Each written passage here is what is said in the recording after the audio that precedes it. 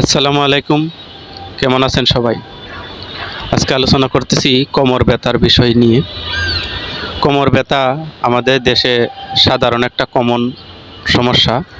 এই সমস্যায় 80% লোকেই ভোগে। এই কোমর ব্যথা হলে মেরুদণ্ডও ব্যথা হয়।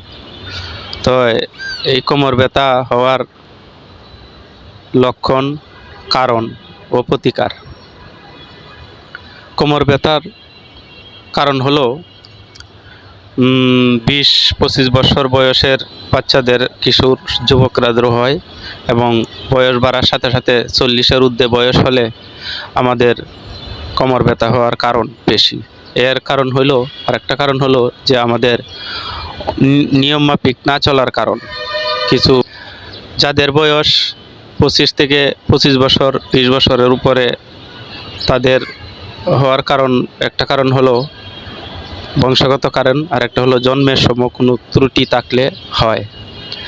আর বয়স বাড়ার সাথে সাথে আমাদের খাবার, এক্সারসাইজ এবং ওষুধ, অতিরিক্ত অ্যান্টিবায়োটিক ওষুধ ব্যবহার করার কারণে, ইউজ করার কারণেও হয়।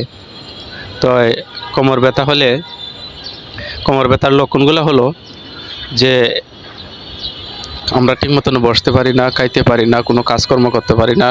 ব্যথার কারণে আমাদের অসহ্য যন্ত্রণা হয়। আর কোমর ব্যথা আরেকটা কারণ হলো যে আমরা একই পজিশনে সারাক্ষণ দাঁড়িয়ে থাকলে অথবা বসে থাকলে, এটা হওয়ার মূল কারণ, আরেকটা কারণ।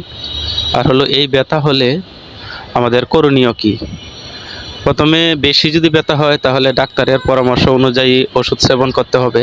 সাথে সাথে ওষুধের চেয়েও আরেকটা কার্যকারী হলো আপনি নিজে সচেতন হওয়া এবং নিজে তার প্রতিকার করা।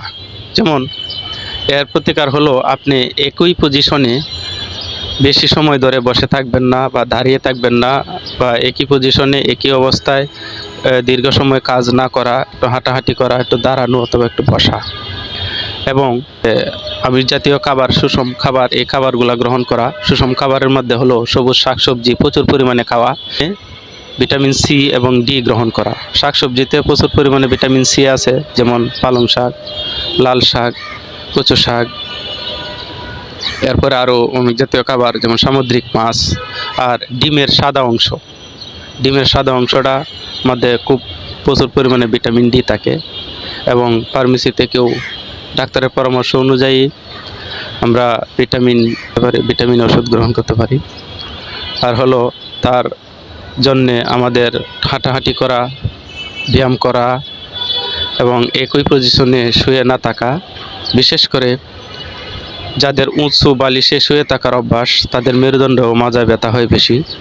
নিচু বালিশ অথবা বালিশ ছাড়া যদি শুয়ে থাকতে পারেন অনেক ভালো হয়। যত নিচু বালিশ ব্যবহার করতে পারেন ততই ভালো। আর হলো আমরা বিছানায় শুয়ে যদি এই পজিশনে শুয়ে থাকি, যে ওই ব্যাঙের মতো দুইটা পা ভাঁজ করে যদি শুই, যেভাবে আমার ভিডিওতে দেখতে পাচ্ছেন, এভাবে শুয়ে থাকবেন 5-10 মিনিট, তারপরে অন্য পজিশনে শুইবেন।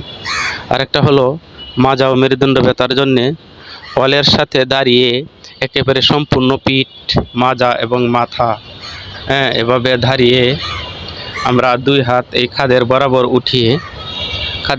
উঠিয়ে যদি আমরা এরকম করি, যেভাবে নামাজের সালাম ফিরাই, এরকম